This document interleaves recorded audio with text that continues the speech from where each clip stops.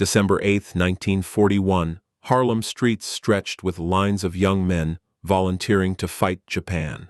The same day, across town, Bumpy Johnson spread maps across his desk, not of the Pacific Theater, but of police precincts that had just lost officers to military draft.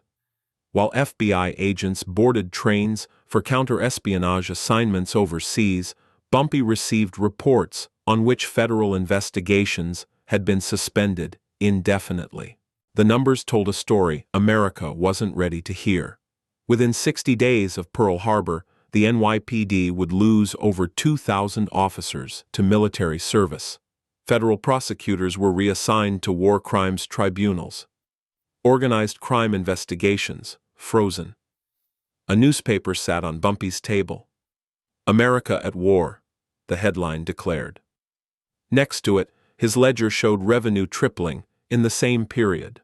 On 125th Street, Gold Star mothers hung flags for sons killed at Midway. 3 blocks away, criminal organizations held meetings without police interference for the first time in decades. The Guardians had left to fight abroad. The neighborhoods they protected became territories to claim. This was Pearl Harbor's other front. National sacrifice created criminal opportunity.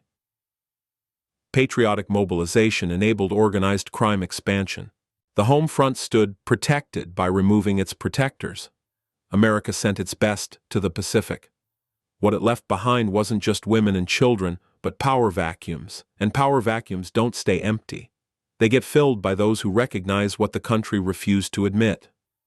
That total war abroad meant total vulnerability at home. The war Japan started didn't just reshape battlefields. It remade Harlem's streets, courtrooms, and counting rooms. The wave came fast. Policemen, federal agents, prosecutors, enlisting en masse in the weeks after Pearl Harbor. Law enforcement showed among the highest volunteer rates of any profession. They wanted to fight. The problem was what they left behind. In New York City alone, detective units were gutted. Organized crime task forces disbanded overnight. Vice squads, already undermanned, lost 60% of their personnel to military service. By 1943, 90 cities reported an average personnel deficit of 11.4%, with only 3 operating at minimum necessary capacity. Some agencies faced losses of 25 to 30%, but the numbers only told half the story. The real loss was expertise. Veteran detectives who'd spent decades learning criminal networks, who knew every player and every operation, replaced by elderly. Retirees dragged back into service and 4F rejects who couldn't pass the military physical. The institutional memory of American law enforcement walked out the door in uniform. The FBI redirected 70% of its organized crime investigators to sabotage prevention and counterespionage. Federal prosecutors transferred to JAG Corps, leaving U.S. attorneys' offices chronically understaffed. Case backlogs exploded. Plea deals became standard procedure, not because of justice, but because there was nobody left to try the cases. Courts prioritized war-related prosecutions, black market enforcement, draft evasion, while organized crime trials got postponed indefinitely. In Harlem, the response was conflicted. Pride that black soldiers were finally allowed to serve in meaningful numbers, mixed with the cold recognition that their neighborhoods now stood unprotected. Mothers hung service flags in windows, sending sons to fight fascism abroad, while watching their streets grow more dangerous at home. Defense jobs created overnight wealth in the community, but rationing created scarcity, perfect conditions for black markets to flourish. Even the surveillance networks collapsed. Community informants who'd reported to police for years enlisted, leaving law enforcement blind to what was happening on the ground. Rationing changed everything: sugar, gasoline, meat, rubber, alcohol. Every rationed item became a commodity worth more on the black market than through legal channels. The Office of Price Administration tried to enforce compliance, but the agency was overwhelmed from the start.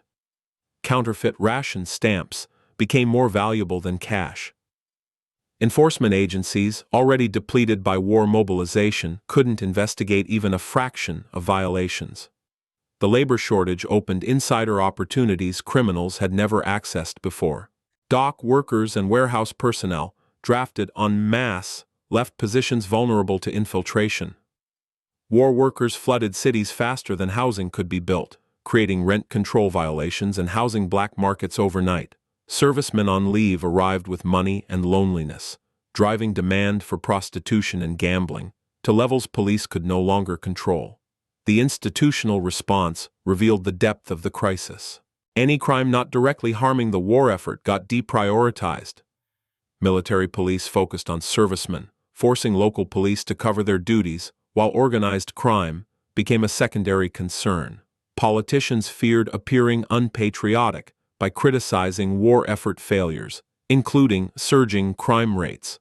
Some jurisdictions manipulated crime statistics or classified them entirely to maintain home front morale. For Bumpy Johnson, the recognition came immediately. War created a temporary but total opportunity window. The Italian mafia saw the same opening but faced constraints Bumpy didn't. Anti-Italian sentiment post-Mussolini made them targets of federal attention. Black criminals operated with less scrutiny during a war when federal resources focused on enemy alien threats from Italian and German communities. While police were absent, Bumpy positioned his organization as neighborhood defense, gaining legitimacy through the power vacuum official authorities had abandoned. The perfect storm had 5 elements, all converging simultaneously. Enforcement capacity reduced by 50 to 70%. Black market demand increased by rationing, public attention diverted to war news, political will to prosecute crime suppressed by patriotic fervor, and criminal competition reduced by anti-Axis sentiment crippling the Italian mafia. Pearl Harbor didn't just start a war overseas. It opened a domestic front where the absence of law enforcement became the most valuable commodity of all. The intelligence operation started immediately. Which detectives enlisted, which precincts now operated understaffed, which federal investigations got suspended, Bumpy tracked it all. The patterns revealed themselves within weeks. Neighborhoods previously too hot to operate in suddenly became accessible territory. Recruitment surged. Men, rejected by military service, criminal records, 4F classifications, found opportunities with organizations that defense industries wouldn't touch. The testing phase began cautiously. Operations that would have drawn immediate police response before the war now measured enforcement reaction times in hours instead of minutes. Rationing launched in early 1942. Within months, counterfeit ration book production was established across multiple cities. The OPA estimated 5% of all gasoline sold came from fake stamps, and those were just the counterfeits authorities detected. In Washington, D.C. alone, 20 million gallons worth of gas coupons disappeared from government offices. Criminal organizations pivoted faster than depleted law enforcement could respond. The multi-market strategy exploited every gap rationing created. Black market supply chains developed for sugar, gasoline, meat, rubber, every rationed commodity.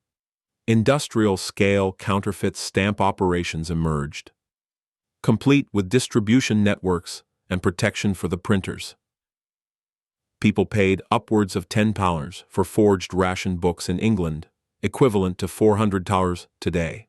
Stateside, mobsters stole ration coupons from OPA offices en masse, counterfeited them, and hijacked trucks, selling cargo without collecting stamps. Housing became another market. Rent control created illegal sublease opportunities. Single-family homes converted to rooming houses overnight, with bribes ensuring housing inspectors looked the other way. Vice expanded beyond anything pre-war operations achieved. Gambling operations grew from single locations to territory-wide networks. Prostitution rings served military bases where servicemen arrived with money and loneliness. Organizational innovation defined the period. Bumpy built vertical integration in Harlem, controlling supply, distribution, and protection within a single organization. The Italian mafia adapted differently, using wartime patriotism as cover. Operation Underworld, the government's code name for cooperation with organized crime, ran from February 1942 to May 1945. The operation aimed to counter Axis spies, avoid labor strikes, and limit black market theft, ironically partnering with the same criminal organizations profiting from wartime gaps. The necessity of cooperation became clear. Markets were too large for competition, enforcement too weak to fear retaliation. Bumpy and the Italian mafia formed temporary wartime alliances, recognizing mutual benefit in not destroying each other while opportunity lasted. Protection mechanisms evolved alongside expansion, patriotic camouflage, war bond donations, hosting servicemen events, created public legitimacy. Political contributions shielded operations under the guise of maintaining home front stability. Systematic bribery targeted understaffed, overworked police whose salaries couldn't keep pace with wartime inflation. The priority manipulation was elegant, ensuring any remaining police attention got diverted to unpatriotic black market operators competing with established organizations. The scale of success was unprecedented. Operations earned 3 to 5 times pre-war revenue with dramatically less enforcement risk. Territory previously impossible to control now fell under organizational management. Most remarkably, criminal organizations gained legitimacy, seen as necessary evils, maintaining order while police fought abroad. Pearl Harbor's enforcement vacuum didn't just create criminal opportunity. It created a laboratory where organized crime could test expansion models that would define the industry for decades. The war taught criminals what government refusal to acknowledge revealed. That enforcement capacity, not law itself, determined what was possible. And when enforcement capacity collapsed, everything became possible. May 8, 1945. Germany surrendered. Japan's defeat was imminent. The war that created opportunity was ending, and with it, the conditions that made everything possible. Veteran detectives began rotating home from military service. Federal agents returned from counterespionage assignments. Prosecutors who'd spent years trying war criminals prepared to refocus on domestic crime. Wartime unity fractured quickly. Criticism of home front failures, once unpatriotic to voice, became acceptable political rhetoric. The statistics finally emerged honestly. Major crimes increased 12.3% in 1945 over 1944. By 1946, crime surged another 7.6%.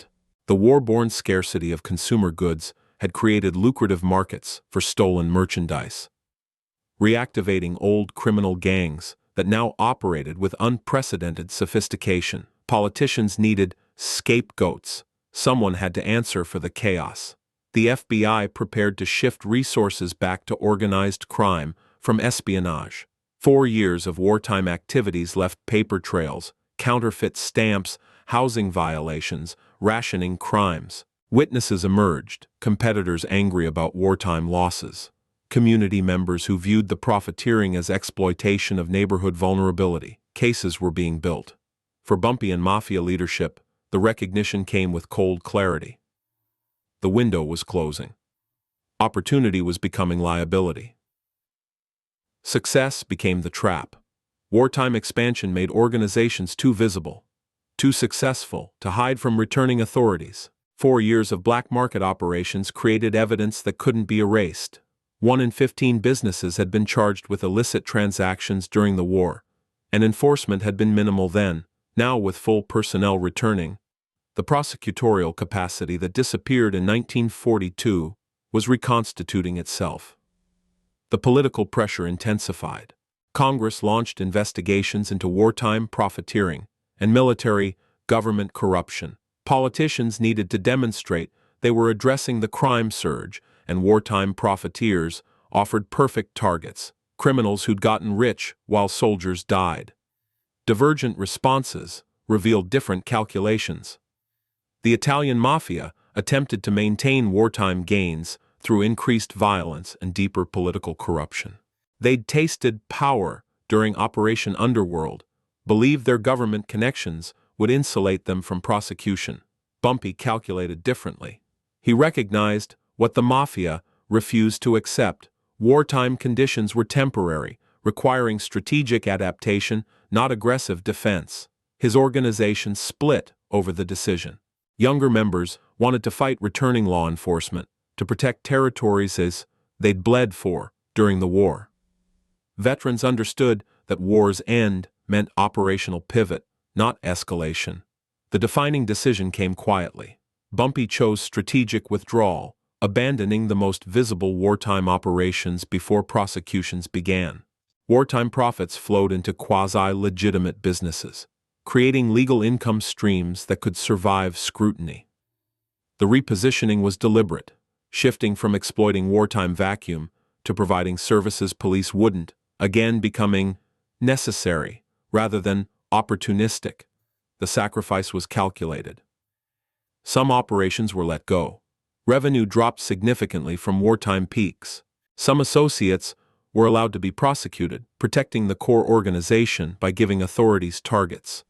It was retreat disguised as evolution. The emotional toll showed in different ways. Recognition of temporality. Understanding that Pearl Harbor's opportunity was always going to close. The calculation that strategic retreat beat destruction, fighting for temporary gains. The loss of unprecedented power and wealth wartime conditions provided. The bitterness of knowing the same government that created opportunity through neglect would now prosecute for exploiting it. Some Harlem residents never forgave the wartime profiteering. Their sons died at Midway and Guadalcanal, while criminal organizations grew rich from rationing scams and black markets. The moral complexity had no clean resolution. Did Bumpy exploit Pearl Harbor's chaos, or fill a vacuum government created by stripping neighborhoods of protection? Was wartime expansion predatory or protective, in absence of legitimate authority? Should profiting from national crisis be judged differently when profiteers also provided order official authorities abandoned? The questions had no answers. What remained was the aftermath, a transformed criminal landscape where those who recognized temporary opportunity and adapted survived, while those who believed wartime power was permanent faced prosecution or elimination. Pearl Harbor created the opportunity. War's end created the reckoning. The space between was where empires were built and fortunes made. How those empires responded when enforcement returned determined who survived into the new world the war created. The criminal enterprises that emerged from World War II weren't the same organizations that existed before. They were more sophisticated, better financed, more politically connected than any pre-war predecessors. The war transformed organized crime from regional operations into national syndicates with structures that would dominate for decades. Harlem residents paid twice for Pearl Harbor. They sent sons to die at Guadalcanal and Midway while enduring criminal exploitation at home. Wartime profiteering that turned neighborhood vulnerability into profit. Wartime wealth laundered into legitimate businesses, creating permanent economic power that outlasted the war itself. Political and police relationships forged during the enforcement vacuum survived long after enforcement capacity returned. The precedent was set. National crises create criminal opportunities, a playbook established for every future war. Most wartime profiteering was never prosecuted. Resources, witnesses, political will, all insufficient to address the scale of what happened while police fought abroad. Every American war creates the same dynamic. Enforcement depleted, black markets created, criminal organizations expanded. Korea saw it. Vietnam repeated it. Iraq and Afghanistan demonstrated the lesson remained unlearned. Each conflict created new black market opportunities and new enforcement gaps that organized crime recognized and exploited. COVID-19 showed the pattern transcends military conflict. Any crisis creating enforcement vacuum creates criminal opportunity. Democratic societies' wartime mobilization inherently creates domestic vulnerabilities that organized crime exploits. It's not a flaw in execution, it's embedded in the design of total war. The questions never get answered. Who really benefited from Pearl Harbor? Soldiers who died, or criminals who profited? What's the true cost of war when domestic crime surges are rarely included in the calculation? Could it have been prevented, or is enforcement vacuum the inevitable consequence of total mobilization? Who bears responsibility? Criminals who exploited opportunity or government that created vulnerability? Modern warfare demonstrates the lesson unlearned. The war on terror created similar domestic law enforcement gaps. Resources directed to counter terrorism left traditional crime enforcement depleted. In Afghanistan and Iraq, U.S. efforts focused on training host nation police for combat operations against insurgents rather than protecting civilian populations, repeating Vietnam's mistake decades later. Each generation discovers the same vulnerability and pays the same price. Marginalized communities bear dual costs: sons dying abroad, neighborhoods exploited at home. The pattern holds across wars and decades. Pearl Harbor was a dual tragedy. Military lives lost in the Pacific and community welfare sacrificed at home. The uncomfortable truth: American wars create domestic criminal opportunities. By design of total mobilization, not by accident. Black markets emerged during rationing not because regulations failed, but because enforcement capacity to prevent them disappeared into military service. The accountability gap persists. Criminal profiteers sometimes faced prosecution, but the system that created opportunity was never reformed. FBI Director Hoover denied the existence of organized crime as a national threat for decades after the war.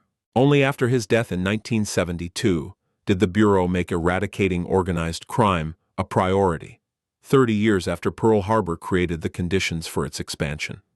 The permanent transformation cannot be undone. Bumpy and the Mafia's wartime expansion permanently changed organized crime's landscape. Power consolidated in those years was never fully dismantled. The business models, political connections, and operational sophistication developed during World War II defined American organized crime for the rest of the century. A Harlem Gold Star mother receives a posthumous medal for her son killed at Guadalcanal. The ceremony happens on the same street corner where he enlisted in December 1941. That corner is now controlled by an organization that grew powerful while he fought. Community organizations help fund the memorial, money that partly traces back to wartime black market operations. The question has no answer. What did her son die protecting? The freedom that included freedom to exploit his community. Pearl Harbor didn't just start America's Pacific War, it opened a domestic front where criminals battled law enforcement absence instead of presence. The same mobilization that sent Americans to fight fascism abroad created power vacuums that empowered criminals at home. Bumpy Johnson and the Mafia didn't cause this. They recognized what total war inherently creates: a temporary but complete opportunity to build empires while the guardians are abroad. The real cost of Pearl Harbor wasn't just measured in Pacific casualties, but in Harlem streets, where victory abroad meant exploitation at home. We honor the war dead while forgetting the communities that paid twice, once in blood overseas, once in chaos at home.